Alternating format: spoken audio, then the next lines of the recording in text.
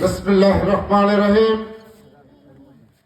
উপস্থিত আজকের এই ধানের শীষ নির্বাচনী পৌরসভার সম্মানিত সভাপতি, উপস্থিত মঞ্চে 10 নং নলডোনা ইউনিয়ন বিএনপি, যুবদল, ছাত্রদল, স্বেচ্ছাসেবক দল, কৃষক দল সহ সকল অঙ্গ সংগঠনের নেতৃবৃন্দ এবং আমার মঞ্চের সামনে উপস্থিত 10 নং নলডোনা এবং 9 নং বালিয়াতলী ইউনিয়নের সম্মানিত ভোটার বৃন্দ, যেহেতু বক্তব্য সংক্ষেপ করতে হবে তাই সংক্ষেপে দু একটি কথা বলে আমার বক্তব্য শেষ করব।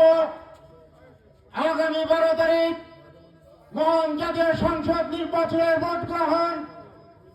আগামী 12 তারিখে বরগুনা বলিত জনগণের ভাগ্য উন্নয়নের জন্য ধানের শীষের পক্ষে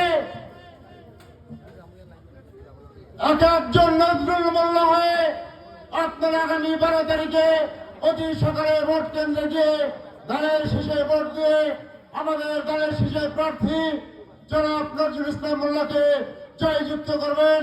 এই আশাবাদ ব্যক্ত করে আপনাদের সকলের সুস্বাস্থ্য কামনা করে আমি আমার সংক্ষিপ্ত বক্তব্য এখানেই শেষ করছি। আল্লাহ হাফেজ। বাংলাদেশ জিন্দাবাদ।